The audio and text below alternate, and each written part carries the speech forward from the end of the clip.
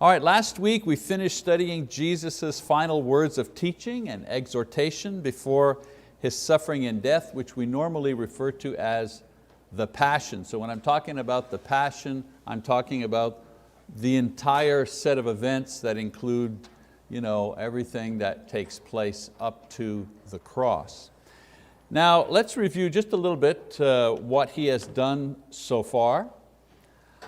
In His teaching and His prayer with the apostles so far, He has promised to send the Holy Spirit to comfort and empower them during His absence. He also prays that God will go through with the plan to save mankind through His death, and that this action will glorify both the Father and the Son. We talked about that last week. And also He expresses His love for the apostles because of their faith. And He prays that God will protect and enable them to do the mission that they have been entrusted with. And then finally, this is in that very long prayer here that we talked about last time. He prays that the love and unity between themselves, which is based on God's word, will extend to the apostles and all future disciples because of that same word. And so once He has completed the prayer, Jesus is going to go across the valley to pray alone in the Garden of Gethsemane, and that's where we begin our lesson today.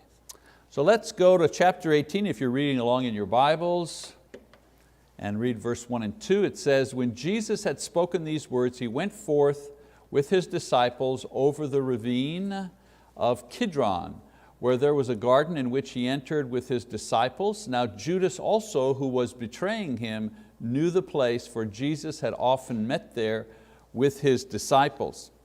So having ended the supper, the group leaves the safety of the upper room. It would be normal for Jesus to leave the city and cross the valley of Kidron, not a very deep valley, about a mile and a half from the top to the bottom, back to the top on the other side. And on the other side of the valley was the road to Bethany. And of course we know that Bethany is where Mary and Martha and Lazarus lived, and where Jesus normally stayed when He went to Jerusalem. His home was in the north, right? In Capernaum, that's where He lived actually. And He would come from time to Jerusalem. Well, He didn't have an apartment or anything in Jerusalem. He would stay with Lazarus and Mary and Martha because it was only a few miles from Jerusalem. Now, when you take that road, if you leave the city of Jerusalem, go down the valley, take the road, the Garden of Gethsemane is immediately on your right. It was a place where there were olive trees, and a lot of travelers stopped to rest there before pushing on to Jerusalem. So they'd make the long trip, and before the last push down the valley up into the city, they would stop. It was a traveler's stop at the same time, place where people could sit and rest. So far, it would be normal for the Lord and the apostles to stop and rest at this halfway point between Jerusalem and Bethany. Perhaps this is why Judas knew where to find Jesus, because it was a spot that he normally frequented. So let's keep reading, verse 3. He says, "Judas then, having received the Roman cohort and officers from the chief priests and the Pharisees, came there with lanterns and torches and weapons. So Jesus, knowing all the things that were coming upon Him, went forth and said to them, 'Whom do you seek?' They answered Him, 'Jesus the Nazarene.' He said to them, 'I am He.'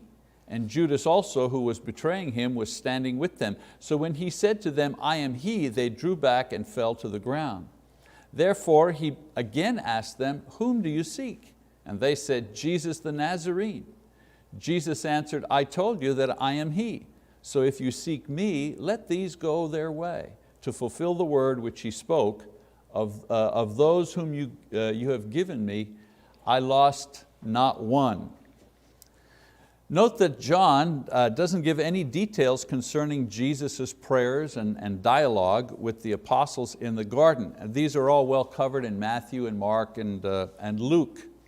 John describes the simplest of terms Jesus' betrayal and His arrest. So Judas was accompanied by a mix of Roman soldiers and temple security guards, and he went to the garden knowing that Jesus would be there. They had lanterns to search the area, obviously, because there was no light in that place. Note that Jesus is the one who steps forward and He finds them and He takes them by surprise, asking them to name who they're looking for. And they're so startled that in backing away, they trip and fall over each other. I mean, it's like a little detail. You had to be there to kind of catch that little detail. Note also that even in this episode, Jesus is asking them to confess who they believe Him to be. Who are you looking for? And did you notice what they answered?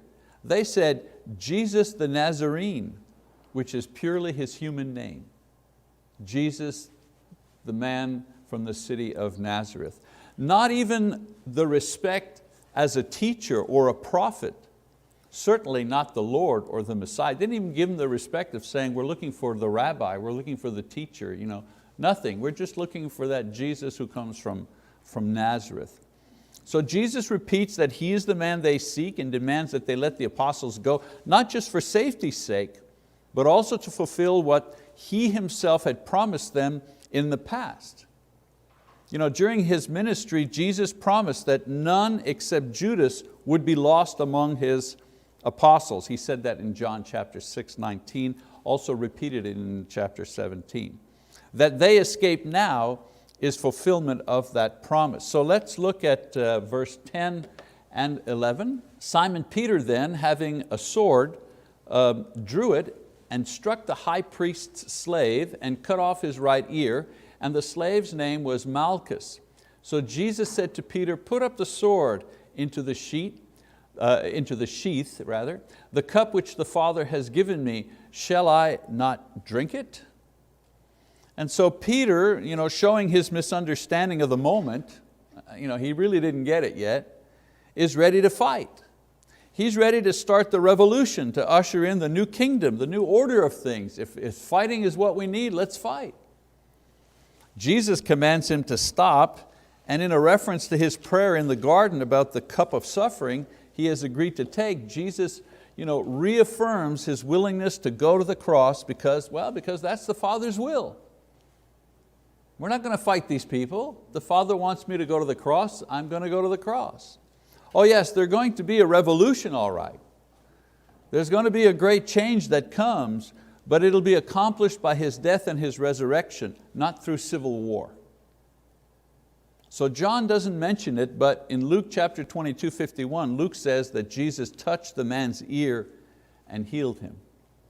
All right, so now we go to the episodes where Jesus is before the priests. There were 3 sessions before the high priests, but John only reports one of those sessions. All right? Here's the order of it. It's a little confusing, but here's the order of what took place. First of all, there's the session before Annas, who was the former high priest and the father-in-law of the present high priest, Caiaphas. And John describes this one.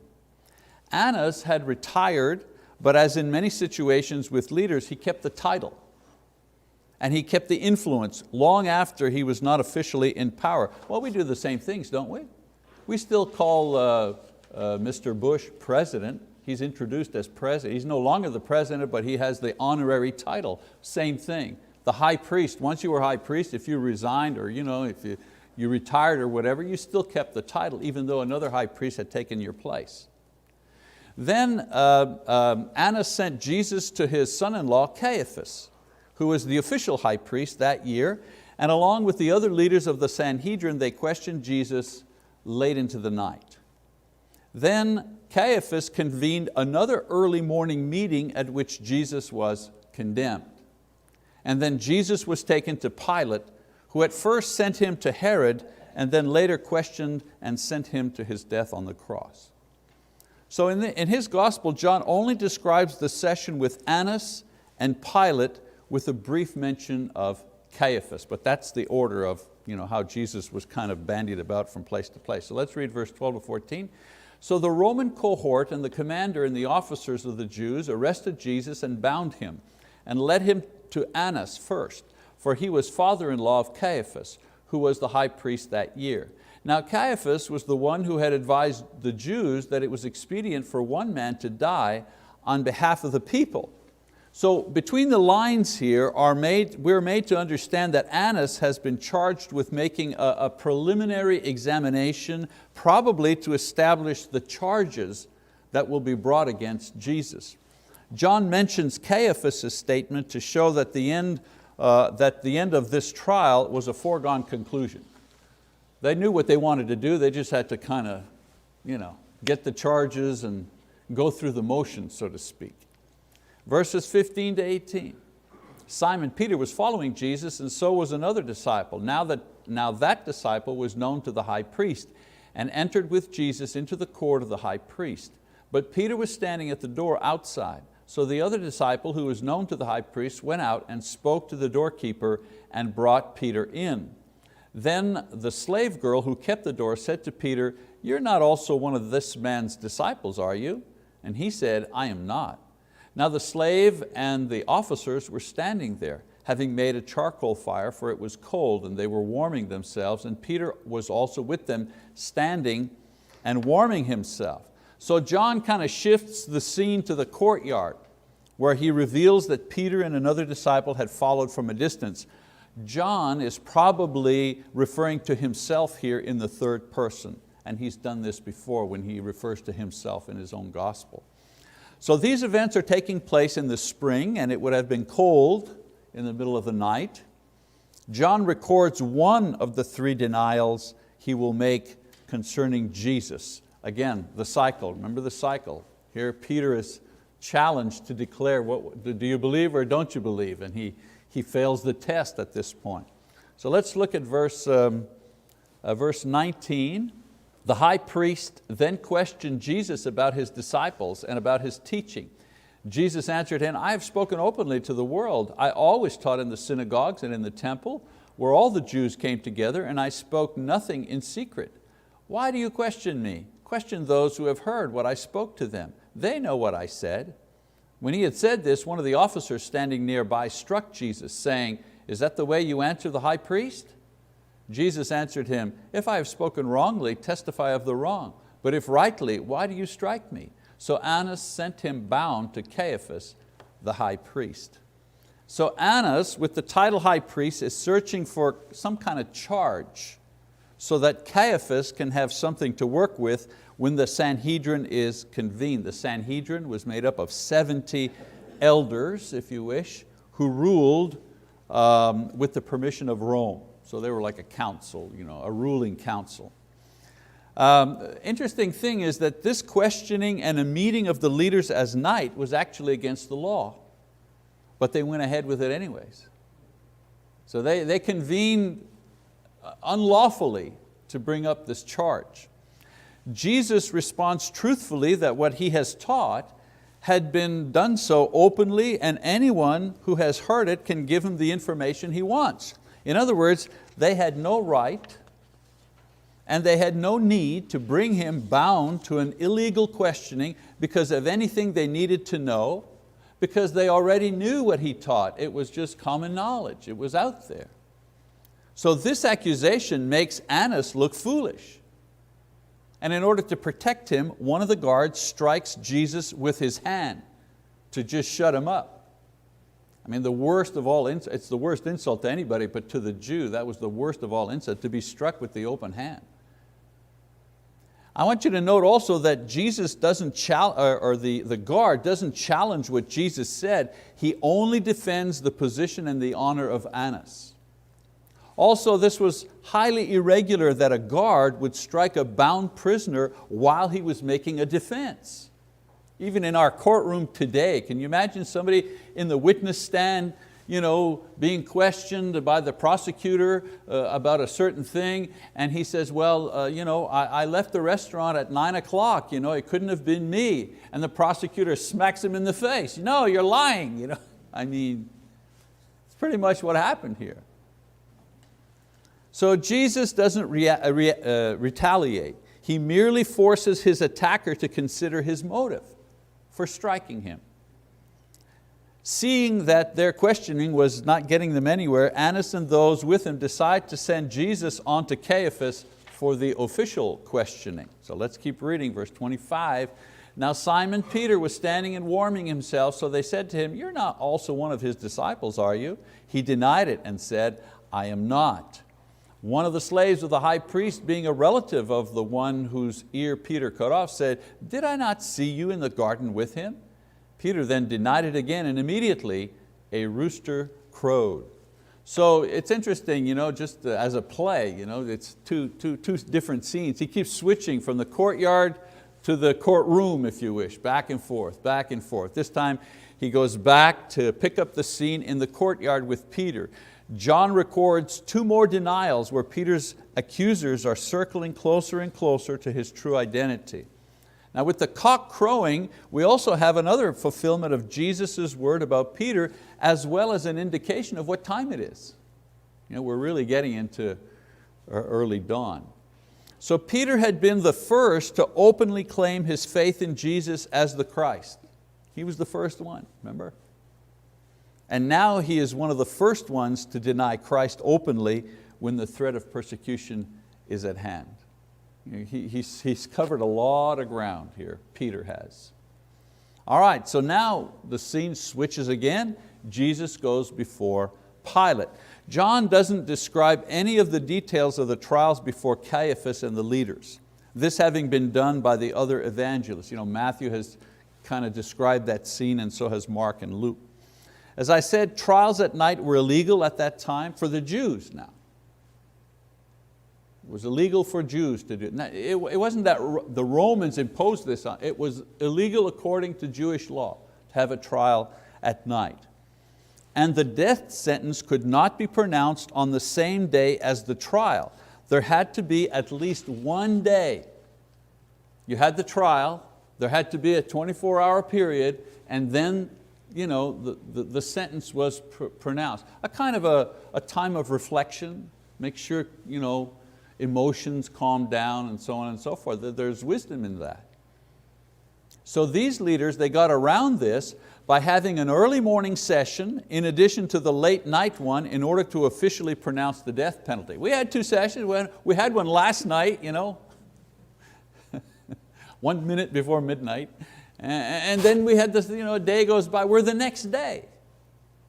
You know what I'm saying? So since the Jews were not allowed to carry out a death sentence under Roman law, they didn't have the legal right to do that, they brought Jesus to the Roman governor in order to convince him to execute Jesus. Now, Roman courts were open from dawn to sunset, and so in the early morning, maybe 7 or 8 a.m., Jesus was brought to Pilate. So let's take a look at this scene. They led Jesus from Caiaphas into the praetorium, and it was early. And they themselves did not enter into the praetorium so that they would not be defiled, but might eat the Passover. Therefore Pilate went out to them and said, "What accusation do you bring against this man?" They answered and said to him, "If this man were not an evildoer, we would not have delivered him to you." So Pilate said to them, "Take him yourselves and judge him according to your law."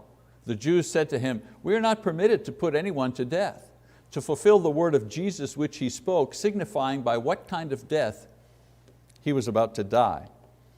So the Jewish leaders, the guards, the followers, and Jesus stand outside the governor's quarters, not entering a, quote, Gentile abode for fear of defilement. In other words, they would be ceremoniously unclean and thus unable to participate in some of the remaining Passover activities. I want you to stop for a moment and recognize the hypocrisy going on here. I mean, they broke the law to condemn to death an innocent man who was their Messiah, but they refused to break the ceremonial law which would allow them to eat different foods during the Passover celebration. I mean, talk about not seeing it. Talk about blind. So Roman laws and trials required an accuser and the accused to face each other before a Roman judge to argue over the validity of a charge. So whoever was accused was on one side, whoever was doing the accusation was on the other side, and they debated. And the Roman judge would decide between the two of them. Pilate, as governor, serves also as judge, and he starts the proceedings with a request. What's the charge? Now the Jews know that there's no way a Roman judge would consider a case based on Jewish religion. So they make a kind of a generic charge against Jesus. They say, well, he's an evildoer. He's not a good guy. That's the charge. So Pilate, refusing to be manipulated, tells them to, you know what, if he's not a good guy according to your laws, judge him yourself. Why are you here? Then the Jews come out with their true intention. They're looking for the death penalty, something only a Roman judge can grant. Notice they haven't brought a charge yet. They've only brought the penalty. Look, this guy's a bad guy, we want to kill him. And we're not allowed, so we're bringing him to you. So John inserts here a little editorial comment, reinforcing the fact that even if Jesus is bound and silent at this point, he has already spoken about this event and he has already foretold of its happening. He's already said in advance, they're going to tie me, bound me, they're going to charge me, they're going to torture me, and they're going to kill me. And of course I will raise from the dead. But he's already called it in advance. So in other words, Jesus controls even this situation because he called it in advance. All right, 33. He says, therefore Pilate entered again into the praetorium and summoned Jesus and said to him, are you the king of the Jews? Jesus answered, are you saying this on your own initiative, or did others tell you about me? Pilate answered, I am not a Jew, am I? Your own nation and the chief priests delivered you to me. What have you done? Jesus answered, my kingdom is not of this world. If my kingdom were of this world, then my servants would be fighting so that I would not be handed over to the Jews. But as it is, my kingdom is not of this realm. Therefore Pilate said to him, so you're a king. Jesus answered, you say correctly that I am a king. For this I have been born, and for this I have come into the world to testify to the truth. Everyone who is of the truth hears my voice. Pilate said to him, what is truth?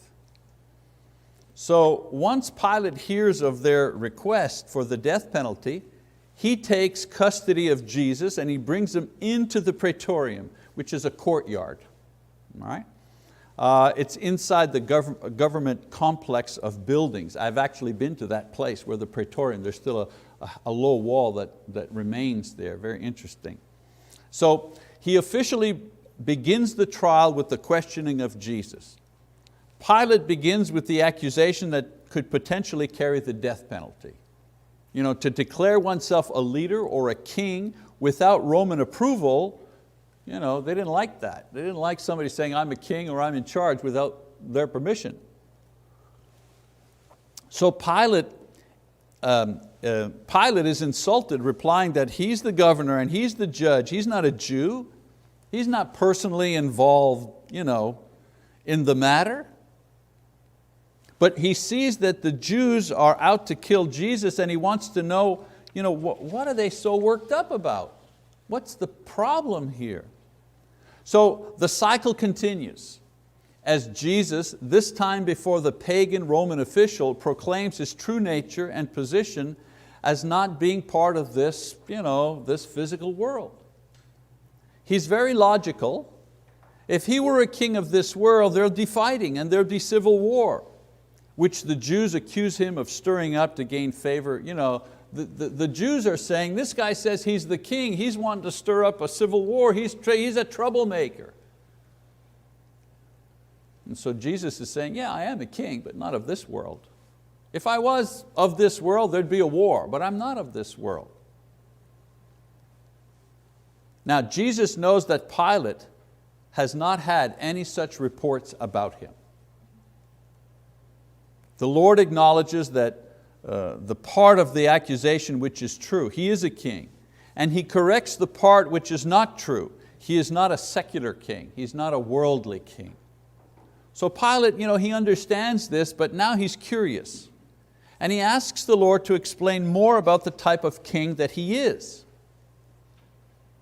Now Pilate probably expected Jesus to deny the charge, but when he doesn't, Pilate now, he wants clarification. You know, this guy's not just some random criminal. He's not a political rabble-rouser, because if he was, I would have heard about this guy. He hasn't caused any civil disobedience or strife, yet he says he's a king. He stands there quietly while they accuse him. He's that far away from being executed, and yet he's composed, he's calm. Makes him curious. So Jesus proclaims more fully, and in a way would engage and challenge this pagan king, this pagan governor before him. Think about it now. I mean, if I were in that situation, all I'd want to do is save my skin. But Jesus is always thinking, okay, I have another individual in front of me who has an opportunity of really knowing who I am. The cycle of belief and disbelief, the presentation, how Jesus presents Himself, sometimes through miracles, sometimes through teaching, sometimes through the sheer force of His personality, reaching out to people saying, there's just something different about this man. Who is He? And that's what Pilate is, the wheels are turning. Who is this guy? And Jesus goes along with it. So He makes a confession of His true person. I mean, He said to Pilate that He's a divine king that has come to the world to bring truth. Now, He wouldn't have said anything to Pilate had Pilate said, you want him killed? All right, guards, take him away. But He didn't. His curiosity was piqued. So He said, okay, you Jews wait out here, I'll take him myself. I'll bring him in myself. So He brings him. There's just Him and Pilate. Two men talking. And just like Nicodemus, Nicodemus was a leader of the Jews, he had his questions. It was just Jesus and Nicodemus. The more Nicodemus asked, the more Jesus gave him. Another question brought another answer and a challenge to come a little further, come a little closer, come a little closer. Same thing's happening with Pilate. Who are you? I'm a king. Well, I haven't heard about you. Well, I'm not a king of this place. Don't you want me to let you go? Don't you know I have the power to set you free? Yes, I know that, but if I were a king of this place, there'd be a war. There is no war. I'm a king from another place. So little by little, Jesus is drawing him in. So now Jesus extends to Pilate an invitation to pursue this truth. A truth that every person who seeks the truth will pursue. So the question left open to Pilate is, are you a truth seeker? I've come into this world to bring the truth. See the open-ended question? See how he kind of is drawing Pilate in? The unasked question that just hangs in the air is, are you a truth seeker?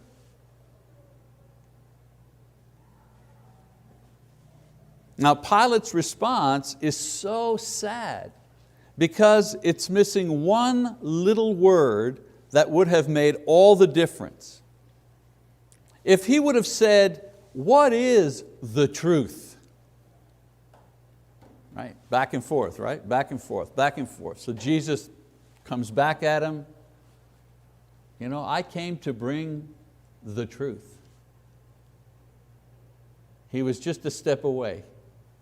Well, what is this truth that you're bringing? Don't you think Jesus would have come back at him some more? So Pilate's response, as I said, is so sad because it's missing one little word that would have made all the difference.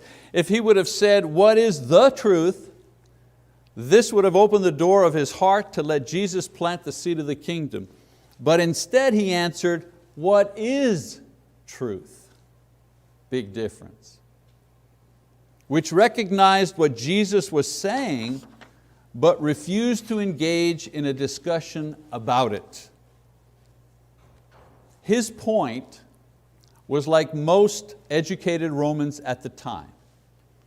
His mindset was skeptical, suspicious, and self-serving. The best truth was that which provided opportunity for self, if you were a Roman. In other words, in his mind, in his Roman mind, Pilate was thinking, everybody has a truth. Can this really be the truth? This guy he's standing in front of me, he's bound, he's helpless, he's about to get killed. This guy has the truth? I'm going to ask this guy if he knows the truth? So Pilate answers basically, you know what, everybody's got a truth. Can there really be one truth?